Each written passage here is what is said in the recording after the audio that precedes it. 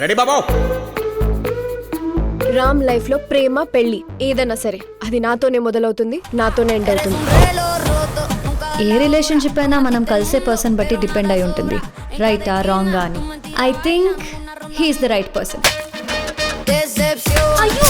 మీకేమన్నా అయితే most affected person నేనే మేడం. ఎవరు సరే దురందరు పెళ్లికి ముందు మా బావ ఎలా ఉండేవాడు తెలుసా?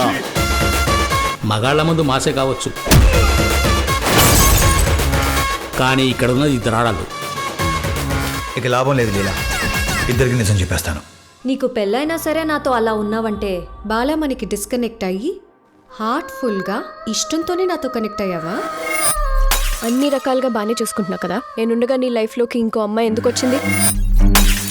బుక్ మై షో అంటే ఇదే, మన షో మనమే బుక్ చేసుకోవటం.